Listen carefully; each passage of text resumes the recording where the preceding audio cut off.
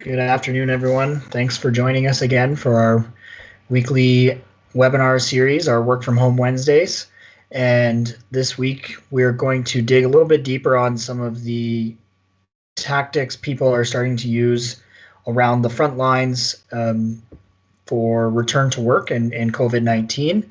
And with us today on the presentation is Steve from Cosmos Forms, and we'll be looking a little further into some of the things that are out there around quick, simple, and effective front-end data capture, so that people can return back to work and we can start to venture out of our homes. So, Steve, thanks in advance for joining us here. Looks like my slides are moving here, so that was part of the test. But really, here's what we'll dig a bit deeper into on the course of the next half hour, 45 minutes. So what can you do around communicating with your team and making sure everybody stays physically distant and separated, but not socially isolated, I think is really important. What are return to work protocols looking like, and how do those start to take shape, and how do you utilize mobile as part of that, so that we can get back to a albeit a different world, perhaps. We can get back to a more functional environment, and we're capturing a lot of the required information we need to be. And as part of that, how do we start to automate? How do we move beyond paper? Because I think there's a lot, everyone would agree, there's better ways to do things, and especially if we can avoid passing potentially dangerous amounts of paper around. If it's something we can move beyond, then why not? So that's what we have here for this afternoon. So thanks for joining. And Steve, anything you want to jump in here throughout, please do. And let's start the dialogue. So Steve, thanks for joining us. And maybe you want to give a bit of a brief background of yourself, if you could. Yeah. Hey, thanks, Luke. Really happy to be here. I'm the Vice President of Strategic Alliances and Partnerships with Cosmos Forms, headquartered here in Calgary. And my role is really around business development. And one of the great things that I get to do is to build our relationships with our partners, like Batak. We're a product group. We develop solutions, and then we partner very closely with companies like yourself, who want to take our solutions and our platforms and help drive them into customers to replace paper spreadsheets and automate business processes. And yeah, really excited to be here today to talk to you about the new world as we return to work, and where we see some opportunities for maybe deploying mobile apps to replace paper and automate processes. And help with communication. So on that first thematic topic around crisis communications.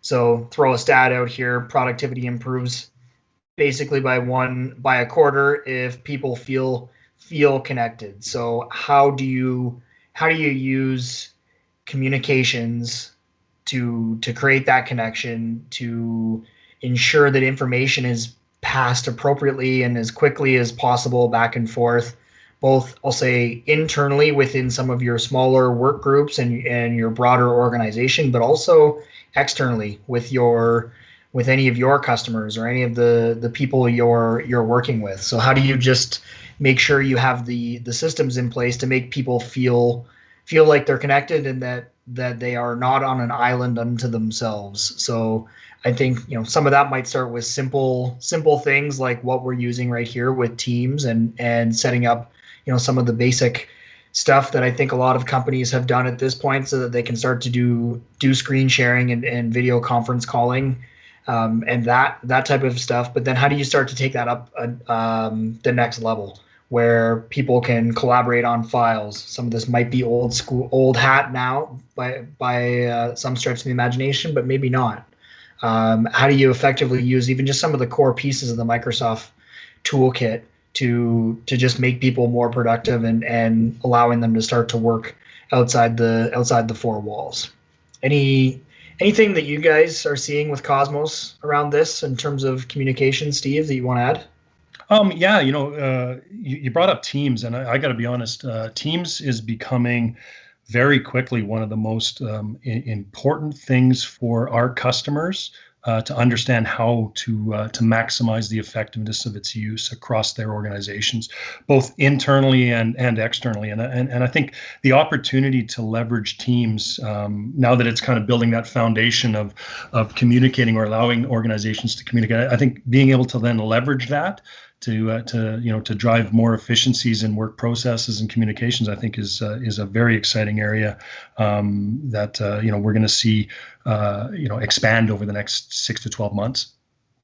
Yeah, and beyond. And maybe that's a good segue here, just so we all as a group have a foundational understanding of some of the core pieces. These are some of the table stake elements of what Microsoft has always brought to the market around their communications and productivity platform. But you're starting to see a bit of a balancing out. On one end, it was always Exchange as being the written communication platform, and on the other end, we'll say maybe your voice unified communication systems.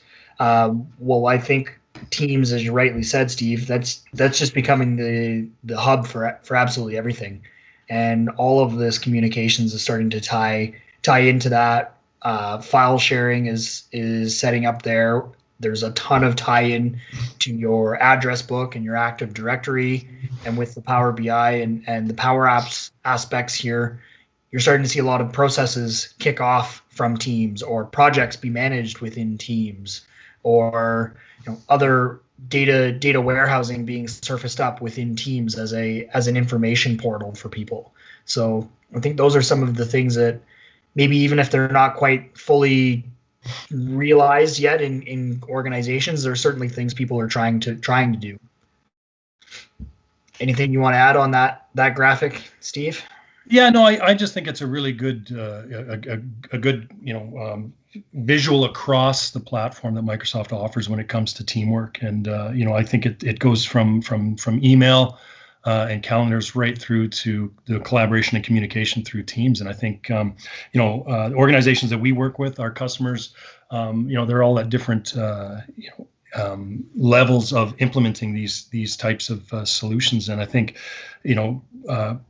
the key is to understand the return that the customer is trying to find by deploying these types of toolkits, and then working with them to actually get the return that they're seeking from this stuff. And I think as we move away from paper, it still boggles my mind, to be honest, how many organizations, both small and large, that are still relying on paper-based processes and forms, both in the frontline workers and in their office workers, and how an easily deployable, rapidly deployable type solution that's easy to use for the front end, can help organizations really gain efficiencies throughout their business processes when they start to implement things like this.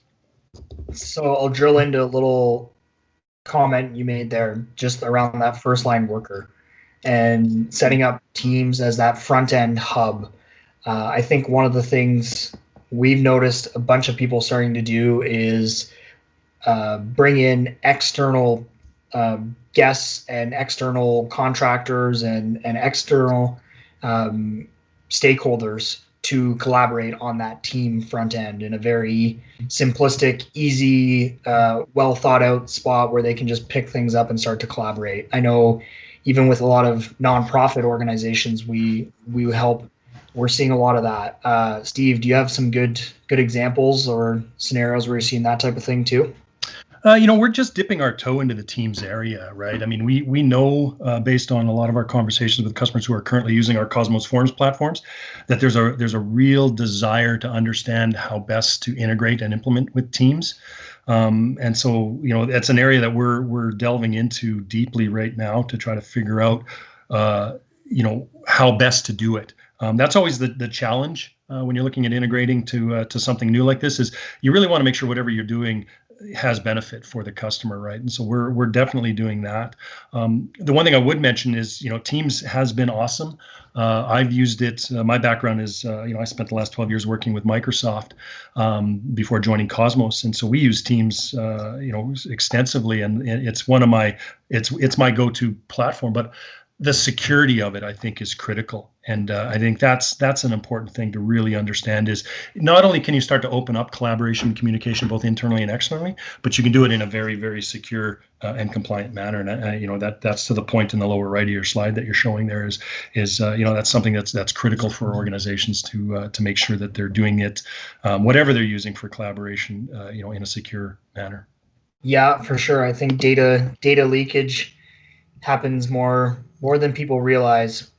I guess moving along here, and just one of the other things thematically, obviously, in the last 2 weeks here with the 14th of May being tomorrow. So what does that mean? Where people can start to return, workplaces can potentially start to open depending on their classification. So what are some of those new policies and procedures that need to be understood first of all, and then how do workplaces and how do individual workers or work groups need to retool to abide by some of those procedures in the short term, and then how do you manage all the tracking and compliance side of that? I think are kind of the three steps in that process, and I think a good comment there is how do you ensure confidentiality depending on what information is gathered from people. That's the underlying elephant in the room here, just around data privacy in terms of information that's being collected for the greater good, so to speak. But where do you draw that line? Do you have any thoughts, or where should we get into this? Yeah, Luke, that's an important thing, right? I mean, I think again, everything's changed. I mean, the new normal, they keep calling it, and the mantra that I keep hearing from governments and stuff is test, trace, and isolate. And so, as you look at organizations going, to bring their frontline and office workers back, I think the keys are for them to really understand, what do they have to do, what do they have to put into place, to ensure the health and safety of not only their employees but their customers as well. So, depending on the environment that they're going into, we work a lot with enterprise organizations that are in oil and gas, oil field services, for example, and a lot of times they're deployed to their customer well sites. And so, there's a whole whack of stuff that they have to do, from, COVID-19 screening questionnaires now, hazard IDs, site inspections, vehicle inspections, ordering PPE, and these are all manual type processes that they may have had in place in the past, and they're looking for, mobile apps, for example, that they can deploy to their across their organization to make these things more efficient. But it's not just about capturing that data. It's also about the actions and the associated actions with that. And doing it in a secure manner, I think, is critical. And, understanding what you're collecting, understanding what happens to that data. That's definitely something that organizations are really going to want to understand as they look to roll out these protocols as they return to work.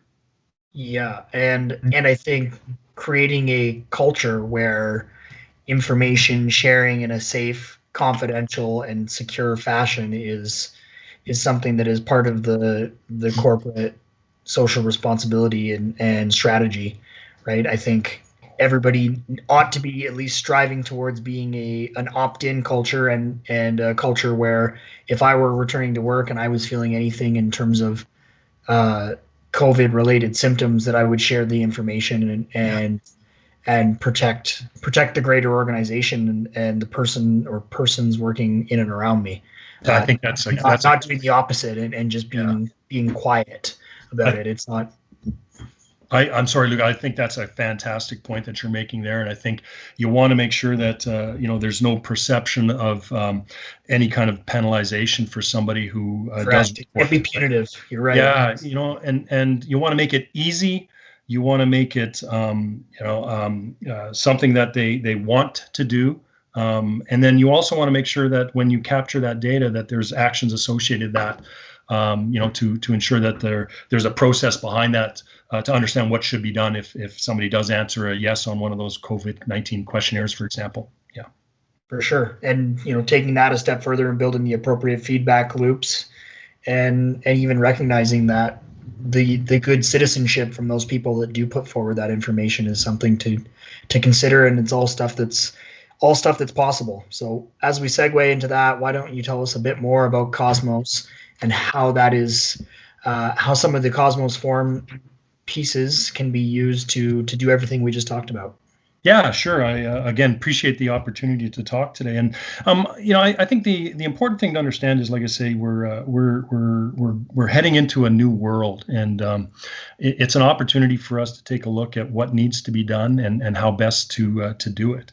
I mentioned earlier that Cosmos Forms, right? We're a software development company. We've got a suite of solutions that are really targeted at mobile users. We have three platforms: a forms platform, an operations platform, and an insights platform. And it's really about capturing data from your frontline workers, but also your office workers, and the actions associated with that data that you're capturing. So within the context of return to work and COVID-19, we have a lot of our customers early on that were asking for a COVID-19 screening questionnaire, and I'll show that off a little bit in a couple of slides. And it's a critical piece of the element, because what you want is you want to be able to deploy something like a screening questionnaire across your organization quickly, easily, but you also want it easy to use so that your end users, your employees, are actually using it. And then once they've entered that form, again, it's critical for them to understand what data is being captured and then the actions associated with that. So we've got a form designer that allows our customers and our partners to design forms to replace paper rapidly in a browser with no code, drag and drop.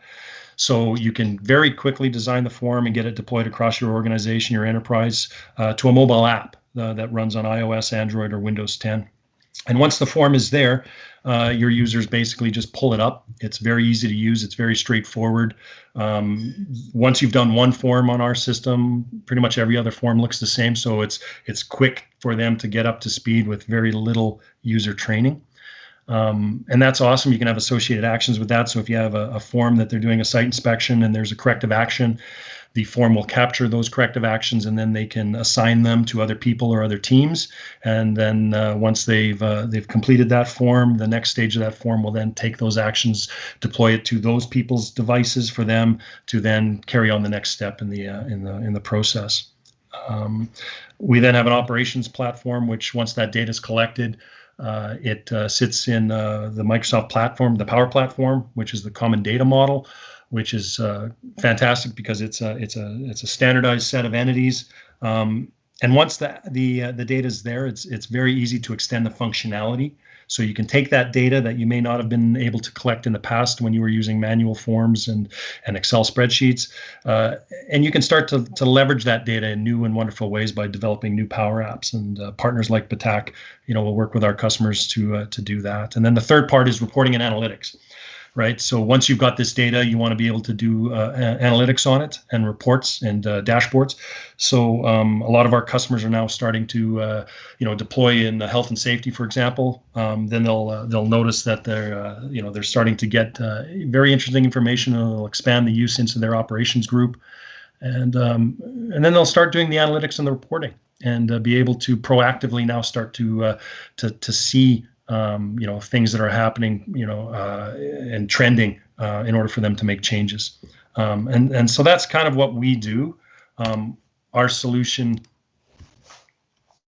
So Steve, I'll ask just kind of a quick question on the no-code designer. Yeah. Why is that innovative, and what's so good about that in terms of getting that out into people's hands and getting them working with this versus code-oriented design architecture? Yeah, no, that's a great question, and we built our platform from the beginning with the end user, the mobile user in mind. And so our no-code designer, like I mentioned, it's a browser-based drag and drop. We can have our partners or our customers rapidly design forms and deploy them in a matter of hours, whereas a traditional type Canvas app situation, for example, or development type situation, you're looking at usually man days to develop, test, and deploy. Our customers are able, and our partners are able to rapidly design forms and deploy them, and then they're also able to modify those forms. We have a smart synchronization. A lot of times in traditional type form solutions, if you have a version 2 of a form deployed to a few thousand devices, and then you want to update the form and add some fields or modify the form versioning can be really, really difficult and complex and sometimes breaking. So our smart forms versioning allows you to develop or modify the form in version 3 while it's deployed in version 2. You can then deploy the version 3 of the form. Any forms that are currently in progress in the field that are on the version 2 will continue to be version 2 forms until they're completed. Any new forms on that device will be a version 3 form. And then once all the version 2 forms are complete, it'll clean off that version 2 of the form off all the devices. So the ability to rapidly design, not rely on developers, but more business analysts who understand the business processes behind the scenes, that's a huge feature of the solution that we offer. We've found that a lot of our customers will pick a few forms, get them designed and deployed, and then very quickly they'll expand the use of the solution throughout their organizations because the forms are so easy to design and deploy. Okay. So really, Cosmos Forms enables organizations to capture data where it originates and automate those business processes. So I mentioned a while ago the COVID-19 screening questionnaire. And I'll show that off here in a little bit, but it's a great example of a very easy to use form that we've found. One of our customers requested it. We noticed very quickly how impactful it was, so we made it available to all our customers as one of our standard forms in the library. I'll touch real quick on the architecture of our solution. I'm not going to touch or spend too much time on here. As I mentioned, it's a mobile app, runs on iOS, Android, or any Windows 10 device. It's built on Microsoft's secure cloud platform. So the Forms product and the Forms Designer is built on Azure. The operations product is built on the Power Platform. It's a model-driven Power app. And then Cosmos Insights is a Power BI solution. And then we use the Microsoft Flow, or what's now called Power Automate, to move data between the solutions, and then also integrate to existing business solutions or Office like Dynamics or Office 365, SAP, etc. So we're fully baked on the Microsoft platform, but because of the Power Platform that we use, we have a lot of ability, and our partners like Batak have a lot of ability to integrate across. So, Steve, just a question on that then. Yeah. What you're saying on the back end, existing business systems or other office systems, there's ability to plug and play with existing investments, existing application infrastructure, architecture, and other data systems that might be used for various reasons. Yeah, that's correct. Our system, allows you to integrate, because we use the Power Platform and Power Automate. I think there's over 300 connectors now for Power Automate. So it's very, very easy for our partners to integrate the solution to the back-end line of business apps to move data back and forth across our front end, if you will, data capture solution, operations and insights, and then into the back-end solutions. Right. So what oftentimes you'll end up finding is people that are using Cosmos Forms to do their job, and perhaps another person, I'll say, is more back office in nature, perhaps using the SAP system or Oracle JD Edwards or Salesforce to do their job. Yeah, for us, the key word is flexibility, right? I mean, we built this from the ground up to be as flexible as possible. So you can either run this standalone, depending on how big of an organization you are, or if you're a large enterprise organization or even a mid-size and you've got back-end systems, you want to move that data around, it's very, very easy for that data to move using the Power Automate solutions. Cool. So real quick, here's a quick screen cap of the Forms Designer. As I mentioned, is drag and drop. The key here is you don't need to be a developer, a business analyst really who understands the process flow and the workflow in the organization can drag and drop and build these forms and tweak these forms. You can hide fields. They're dynamic forms, so when they're on the app, you only see the sections and the questions that are applicable to you. As the form goes on through the process, they may go from a site inspection to a review or corrective actions. And when that person gets the form on their device, they may have an additional section for corrective actions. Unlimited forms, unlimited categories, unlimited templates. That's another key feature. We don't limit you in any of the pick lists or anything like that.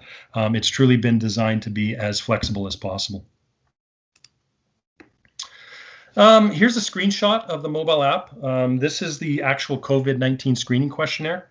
So as you can see, on the left, there's sections, a general section and screening questionnaire section. If it's green, it's been filled out and entered and validated. It's passed all its validations. If it's yellow, then it still needs to be done. And if it's blue, those are admin type sections. If there were a red section there, that would be basically a section that has questions that haven't passed validation. Like I say, it's a very, very easy to use solution. End users love it because once you've done one form, you can pretty much do any form. You can capture images. You can annotate images either from the camera or the gallery. You can do voice to text. So if your frontline workers maybe have some fat fingers or are wearing gloves, you can actually fill out any of the text fields by using voice to text. And a lot of our users, really like that function of it. Pretty easy, Steve, to customize and tailor the forms based on that. Obviously, if I'm somebody who you mentioned earlier, a business analyst or business process oriented people who are designing the process. Yeah, again, we've made this to be a rapid design and deploy type situation or solution. So very simple once you've got some basic training on how to design forms. And you can get some really, really complex forms. We have the ability to put in complex or forms within forms. We did a rig inspection a couple of weeks ago. It was 645 questions on an Excel spreadsheet that the company was using. And, within a few hours, we were able to replicate that into our mobile app using the forms designer. So that's incredibly complex with tons of questions. We don't normally see that many, but it's definitely doable. So a question that's come in for us here from the chat during the web session, contact tracing. What's our ability to do that? That's a great question. So it's the really $80 million question right now. Yeah. So when you get to contact tracing, it really comes down to how you define that, right? I use the Alberta one, the Alberta Together one, when I go out. Our solution is really, we hit that sweet spot of replacing manual forms. So if you have a process that needs a form to do contact tracing, that's definitely something we can do. But when you get into the actual areas of Bluetooth and all that stuff, that's not something that we focus on. However, having said that, we could definitely sit down with a customer and kind of understand what their needs are, and then work with a partner like Batak to try to understand if there's a way that we can, take the solutions and the platforms we have and extend the functionality using Power Platform, for example. Yeah, I'll add on to that maybe here, and I know we're actually working with like Alberta, the Alberta Tracing app that's out now that's Bluetooth based, but actually prototyping something that's being used in Hong Kong and a few other countries around the world right now, where it'll provide multiple access points. It can be something from an app type of scenario, but also even tied to a QR code or a mobile access badge, and really working at the facility level. So it's not beholden to Bluetooth or forcing people to work through a mobile app only scenario. So it's a little more broadly applicable in that case. I could certainly see something like Cosmos sitting on the front end to feed data into that, and then this other system. It's called the COVID prevention system. It's by a company called iBonus, and basically that feeds and works in conjunction with your public health authority data to trace back, to do that trace back type of scenario. Yeah, I mean, and we've had internal conversations about, like retail or restaurants where, what about contact tracing when you've got customers coming into a facility? Is there an ability for you to have them fill out a very quick and easy form that just records certain information so that you can then highlight that back? I mean, so there's lots of things. It really comes down to our focus is understanding the business process and then trying to understand how platforms and tools like ours, enhanced by stuff that perhaps you're doing at Batak, can meet those needs. Right. So again, some of the highlights, I just want to showcase one of our existing customers, CES Energy Solutions. They're using our solution. Originally, it was for health and safety. Once they started to use it, their operations got a quick look at it, and their operations team decided, hey, man, we could really use that. So they're now not only using it for all their QHS&E stuff, but they're also using it for a number of operations, business processes, asset management. I think they're managing 7,000 or 8,000 assets using our solution, and they're also using it for employee onboarding. They've created some forms and business processes that help onboard employees. So the nature of our solution within, again, this idea of return to work is once you start to use it, you can then start to understand other business processes that you may be able to leverage the solution to help with. Automated processes. I mean, CES Energy uses asset tags. So they've tagged pretty much everything. So when you're filling out a form and you're doing a vehicle inspection, for example, they'll ask you to tag the emergency road kit and make sure that you have one, and you actually have to take a picture of the asset tag, which then knows exactly which emergency road kit you have, or the emergency eye wash, etc. They'll do this on assets. So if you're going up to do a forklift inspection, you can just the very first step you take when you pull up the forklift inspection form is to take a picture of the asset tag, and it knows exactly what asset that is. So that when you capture that data, it then flows that directly through to whatever back-end system they use to managing that. You can automate processes, so emails. So when you finish an inspection, you can basically automatically create an email and have that email go to certain people. So the COVID-19 screening questionnaire, for example, if somebody's filling that questionnaire out and they answer yes to any of those questions, there's an automatic email that's generated that goes to that person's supervisor and to a point person in HR who's on point for COVID-19 response. So those types of automated processes by email, or you can actually have it create a PDF file and attach it to the email, and it'll have all the information that's collected from that form. So those are the types of automated processes we can do when we use Power Automate and Office 365. As I mentioned earlier, the integrations with Power Automate to back-end systems, that's one example of those. And our Insights product, it's a Power BI. This is a quick snapshot of a dashboard that we have for one of our customers. They basically want to track all the forms that are being done, who's doing them, what forms are being done, what's the trending of the forms month to month. And what's really interesting is, you can drill down and pull up the original form for each one of these. So if you wanted to see exactly what this particular vehicle inspection was, you can pick on the hyperlink there within the dashboard, and it'll bring that form up, so you can see the data there. We're finding a lot of our customers, once they deploy our solution and start to gather that data that they've never really been able to gather and consolidate before, once they start looking at it and doing analytics through Power BI, they're getting all kinds of insights to make more, better business decisions that they ever were able to before. Based on paper and manual processes. So the Power BI platform, and again, this is one of those areas where a partner like Batak can really extend the functionality once the customer starts collecting this data. So right. For COVID-19, for example, being able to track employees, who's answering the questionnaires, who maybe is showing symptoms, is there a hotspot happening, right? Like now maybe all of a sudden you've got 5 people within 2 days in one area or one site that are starting to show symptoms. So this ability to track and do analytics on this stuff will hopefully make those reactions much more proactive than they have been. Well, Steve, when you say extend it, right, I think the area where where we're seeing people think next. Capturing it is the challenging part. Once it's being captured, then how do you start to drill into it, analyze it, everything that we're doing here. I think where we're seeing people go next is come up with that data as a service type of platform in the organization, where people are curating data for themselves, and they're drilling into it and slicing and dicing it, and using some of the Power BI and other data analytics tools out there to use that as a data warehouse. Oh yeah, no, I think it opens up an incredible opportunity to tap, this information,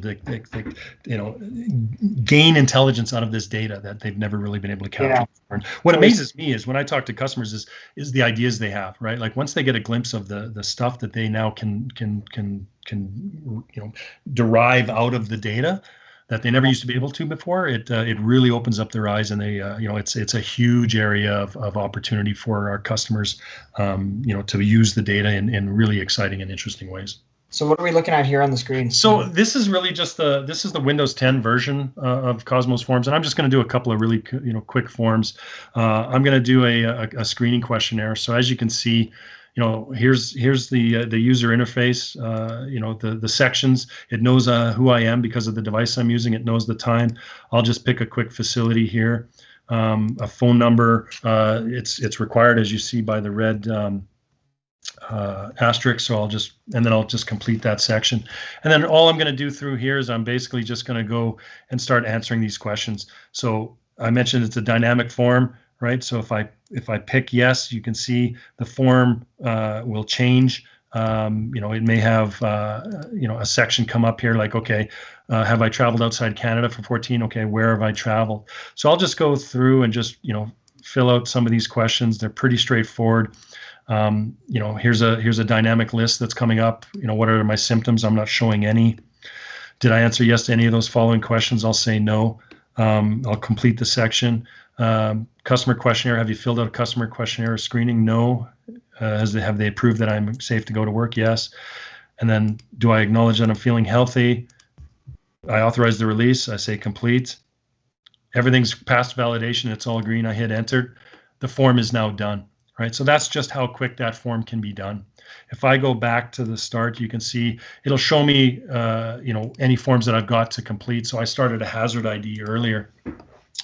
So I filled out the general information, right? Facility, location, the hazard that I observed. There's an oil spill on a driveway in a specific location, and it's an environmental one. The next thing that's going to ask me is, okay, do I want to do an action? Well, yeah, I'm going to do a corrective action. That spill needs to be cleaned. All right, so somebody's going to have to deploy a crew to do that. I can take a picture if I want. If I save that, I can then bring that action up, and I can actually now assign it. It automatically assigns it to me because that's the process we built in the background. But if I wanted to, I could pick somebody else or another team. I'm just going to go ahead and complete that, and I'm going to save it. I'm going to complete it, and I'm going to enter it. Now, when I go back, what you're going to see is I now have a new section, right? I had notifications, complete progress forms, and add a new form. I now have this one because I have an assigned action. I have to go in and I have to see what this is. So I can look at all the details of what the incident was, and then I have to complete the action. So I can make some notes if I want, spill cleaned, and then what I can do basically is just say the status is complete. I can take pictures if I want, and as soon as I hit that complete, it now knows that form has been complete and the thing is now clean. So again, it now takes it off, and I don't have any of those actions to be done anymore. So this is a very, very, very quick, brief overview of what the what the forms looks like and some of the COVID-19 forms that we've developed. The nice thing is we offer these as standard forms that can then be enhanced and modified by our customers, or they can work with you, Luke, and the folks at BATAC to build out these forms. We have some that are very, very complex. There's a one customer that has a screening questionnaire for COVID that if you're working in BC, it knows that based on your location, which is captured in the background by lat long, and then it'll send you to the BC provincial site for you to fill out their screening questionnaire. Once you've completed it, you take a screenshot of that, and there's a section on their questionnaire where it says you have to, put that screenshot in so you can prove that you've actually done the provincial screening questionnaire. So you can really build out these questionnaires to do, to match the business process that you want to put in place. And the other thing I want to mention is it's flexible, right? Like the things we're doing today may not be what we need to do tomorrow, right? Like when we start to return to work, I think you're going to see a lot of the processes that we put in place today, we'll have to tweak and modify as we go through this, next 6-12 months. So I think flexibility is critical, and being able to modify these things quickly and then redeploy them is a very important thing to keep in mind. So that's just a really quick look at the forms product. Steve, did you want to just back up one screen there where you have your list of screen types, or sorry, yeah, there we go. Yep. I think this is important just to understand, right? Like this is more broadly applicable. You can have a number of different form intakes. Like, my eye goes to the Hockey Canada injury report, for example. Yeah. Case management, really broadly applicable for people where they need to capture information, what happened, when, what were the specifics, and then where does it go next.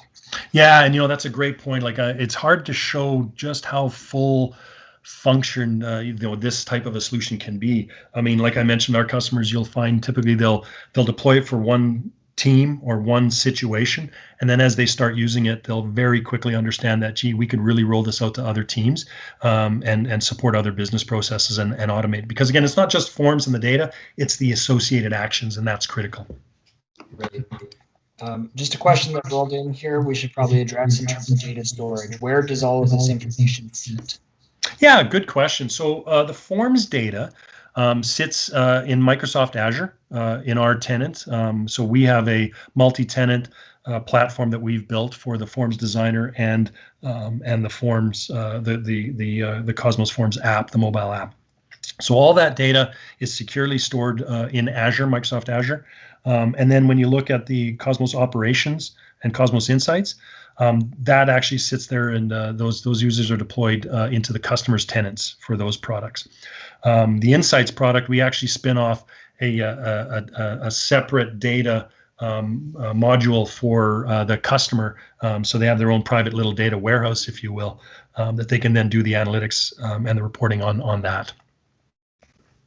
But we're, like I mentioned earlier, we're 100% Microsoft from a platform perspective. So all this is sitting in Microsoft Azure.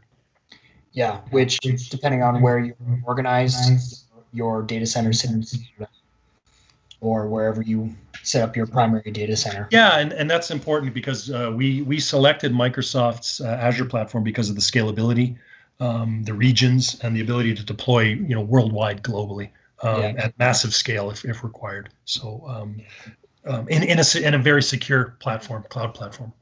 Yeah, the Microsoft multi-geo capability is really impressive. That's for sure. So I guess to kind of tie it off here, a few resources for everyone to take a look at that might be of use, things we've noticed pop up on our radar here as of late. So I think we'll just kind of pause here. If there's questions that you have, feel free to pop them in the chat and we'll address them here. As I said here, actually, I think the crisis bot template might be something of interest. I know Microsoft is doing a lot of development work around their Power virtual agents. So there's some interesting content I would direct you to look at there. As well, just more broadly, the Microsoft COVID-19 response. They've been putting out customer service and a lot of the Power App and Power Platform licensing here free of charge to customers depending on their industry for the next 6 months. It'd be interested to see, I don't know, Steve, if your opinion on this, if you think that'll change over time as this pandemic continues, or what Microsoft's stance will be there. You've spent some time with the mothership. What's your opinion? I'm going to put you on the spot to read the text publicly here. Yeah, no, it's an interesting. So again, I spent 12 years at Microsoft here in Canada, and the one thing you can always count on is whatever they've come up with is never set in stone. Yeah. So I mean, I think, again, I mentioned it earlier, kind of we're heading into a lot of unknowns, and I think you're going to see, a lot of organizations will have to adapt. A lot of organizations will have to be flexible, and what we are rolling out today may not be effective in 6 months. Right? It really kind of depends on how things go. So, to answer your question, I mean, it is what it is, but that's never ever set in stone. Yeah, I would agree. So we have a question here. What are the most important things to consider when making it as easy as possible to get people in the field to use mobile apps and forms? Yeah, that's a great question, and I think really when it comes down to user adoption, on the mobile side, especially for frontline workers, right? You really got to understand the environment that they're in. You want to make it easy. You want to make it consistent. You want to make it quick. Full online, offline. I don't think I mentioned that, but our solution is able to fill these forms out totally offline. And then there's a smart synchronization in the background, which when there is connectivity for the device, it'll sync in the background without the front or the user even noticing that. As far as they're concerned, the forms are being filled out, and that's what happens. So easy to use, being able for them to use it in their environment, something that's quick. They need to understand how to use it, once they use one form, you want them to be able to be able to use any form. And the only thing that changes really is the data they're capturing and the actions that they have to complete in order to move the form along the stages. Yeah, I would agree, and I think the other thing I know when it comes to mobile forms and getting people to capture data in the field, everyone is always very hyper focused on the user interface and making it as simplistic as possible and just making it very minimum viable product in terms of information that's required. And I believe all of that is true and important to think about. But then the other thing I think we're starting to see is what kind of back-end information can be surfaced up from other systems, utilizing things like some of the automation and workflow capabilities based on other information, and this is maybe where some of the baked in AI capabilities of what's coming into the Microsoft product stack is able to handle some of this, but intelligently pushing information towards people in the field, as opposed to expecting them to capture information and feed it back into the office. Let's not forget we're on a bit of a two-way street here, so have some design principles built into your flow of information out to the field as part of that, I think is something people oftentimes overlook. Yeah, and I'll just expand on that. I mean, a lot of times these online, offline form type solutions will force you before you go offline to download whatever information you need from back-end systems onto the device. Our solution's not like that, right? That's a critical differentiation between online and offline. You really have to understand how the online, offline works because it's not an easy thing to do. The other thing is, ease of use, but also ease of deployment. Our solution is priced pretty uniquely. Our pricing model is not per user or per device, it's per active user per month. So you can deploy across an enterprise organization of 10,000 people. They can have the app running on multiple devices. I've got it on a laptop, a Surface Go, and 2 phones. But I only get charged if I use the app on one of those devices during that month. So that's critical to understand the costing on some of the front end solutions or the mobile app solutions, because you really want to understand how easy is it to deploy to an organization of 10,000 users if I have to license 10,000 devices, right? For us, it's no, deploy it everywhere and then just pay for what you actually use, and that's a pretty critical unique thing to understand.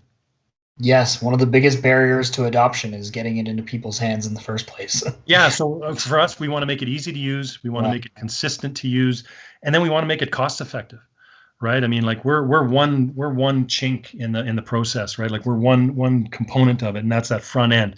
Let us help capture the data. Once that data is being captured, then the extending that functionality using the Power Platform on the back end and integrating with other systems, it's really, really powerful.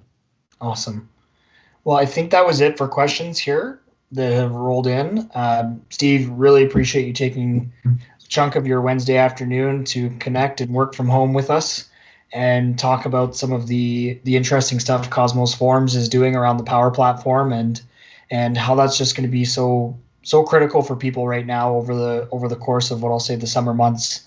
Looks to be the summer months anyway, as people return to work and having to deal with a new layer of complexity and regulatory compliance that we're all going to have to figure out how to manage. Yeah, no, I thank you very much for the opportunity, Luke. I really appreciate it. And yeah, anytime, man. Okay, well, next Wednesday afternoon, we're going to dig a bit deeper on the Dynamics 365 platform, in particular, working with looking at some content from a company called Social Horsepower.